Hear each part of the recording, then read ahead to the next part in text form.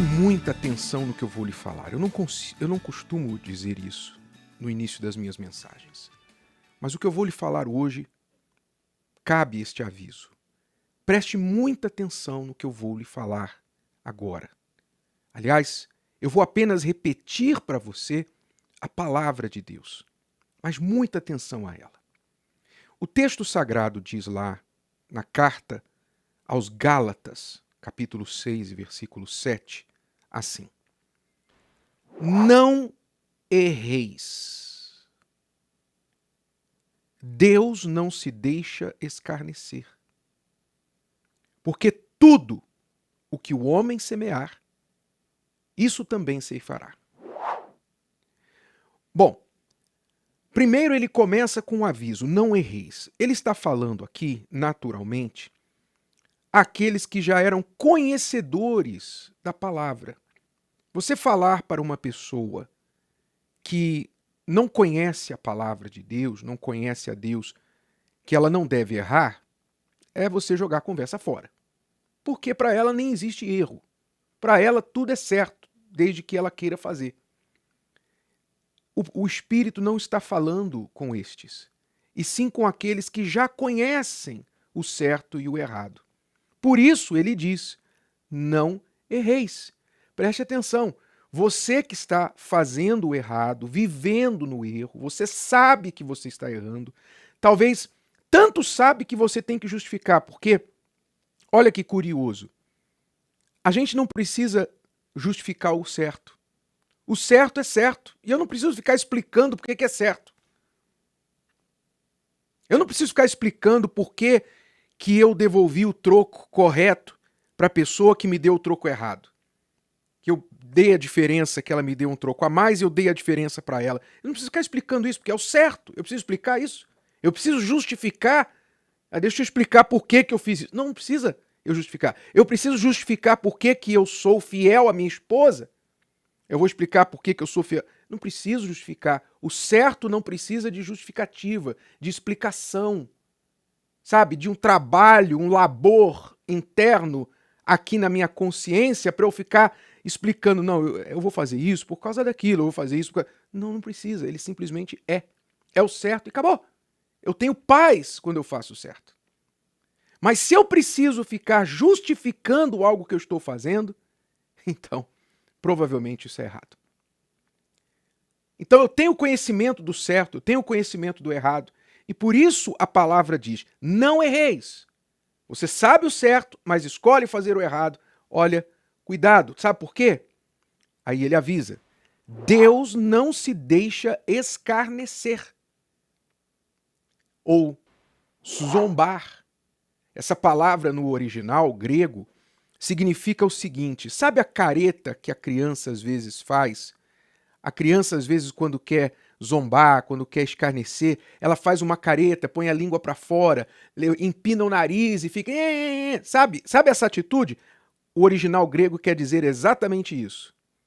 Esse escarnecer aqui significa você empinar o seu nariz para Deus, botar a língua para fora e falar: eu fiz mesmo, quero ver o que o senhor vai fazer. É isso que o texto quer dizer. Deus não se deixa escarnecer, Deus não se deixa zombar. Em outras palavras, há muita gente que pensa que pode brincar com Deus. E eu vou esclarecer que eu não estou citando aqui o Velho Testamento.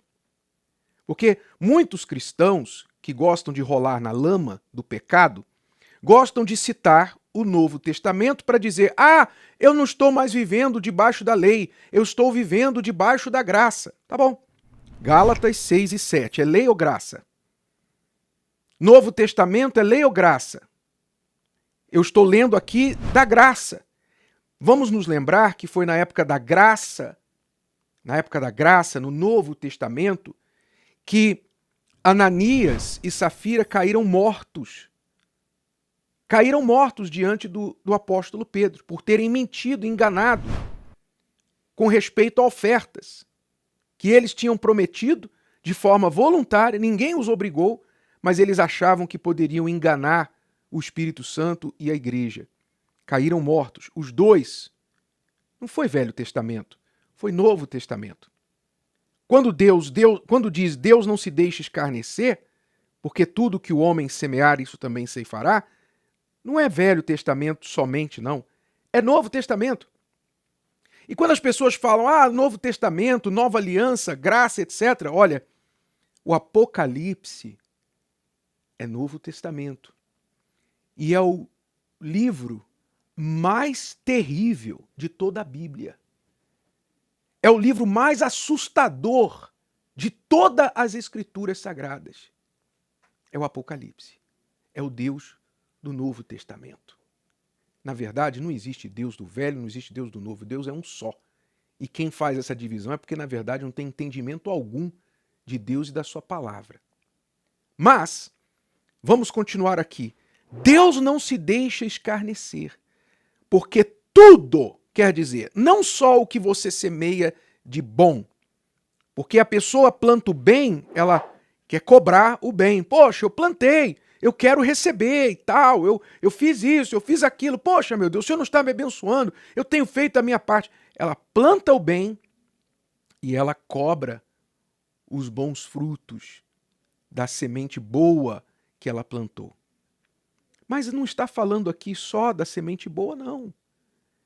Aqui está falando tudo o que o homem semear, inclusive os erros. Tudo que o homem semear, as sementes ruins também, as mentirinhas, os enganos, os esquemas, tudo aquilo que você faz conscientemente errado, não tenha dúvida que você também vai colher. Então, não culpe aquele que te dá a colheita correspondente à sua semente. Você tem que culpar a si mesmo pela semente que semeou. Se eu colho o bem, é porque eu plantei o bem. Então, se eu tiver juízo, eu vou continuar plantando a mesma semente boa. Continuar fazendo isso, porque está dando certo. Mas se eu semeio mal e eu colho mal para a minha vida, eu vou culpar quem? Deus? Eu vou culpar as outras pessoas? Eu vou culpar quem me puniu, quem me disciplinou, quem não me entendeu, quem não me ajudou? Não, eu tenho que culpar apenas a mim mesmo. Porque eu zombei de Deus. Conhecendo a verdade, eu andei na mentira. Conhecendo o certo, eu escolhi fazer o errado. Eu zombei de Deus. Então Deus vai me deixar colher aquilo que eu plantei. Isso é uma lei universal, que não significa que é de religião A, B ou C, igreja A, B ou C. Isso se aplica a todo o ser humano, independente da sua religião. Quer ele creia em Deus ou não creia em Deus, isso é indiferente. A minha crença em Deus não anula a sua palavra, não anula as leis. Assim como a sua crença ou não na lei da gravidade não vai te salvar se você pular do 10º andar. Então, tenha esse entendimento em você e tenha juízo para temer a Deus. Andar no temor a Deus. Sabe, eu temo altura, porque eu sei que se eu cair de uma altura eu vou provavelmente me machucar sério se não morrer. Eu temo eletricidade, né? Sem proteção. Eu não vou tocar num fio desencapado, numa caixa de eletricidade que eu não entendo nada a respeito. Eu temo, fico longe de eletricidade. Eu temo fazer uma curva em alta velocidade, porque a chance de o carro sair desgovernado da pista é muito grande. Eu temo ingerir certas comidas em certas quantidades, porque vai fazer mal para a minha saúde. Eu temo muitas coisas, porque eu não sou burro. Eu sei que o temor, o medo, Deus nos deu o medo para proteção também.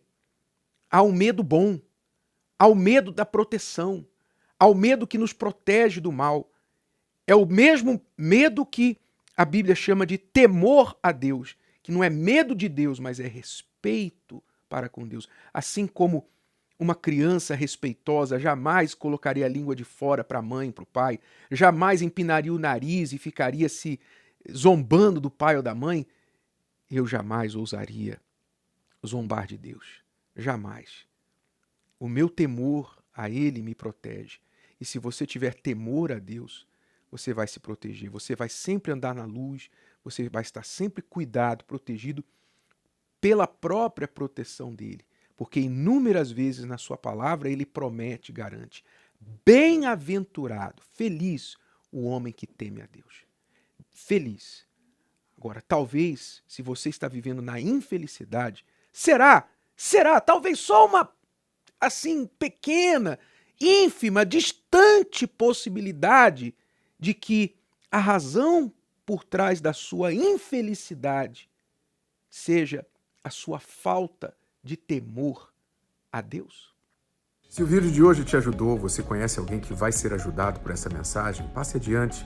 E se você ainda não inscreveu aqui no canal, inscreva-se agora. Até a próxima.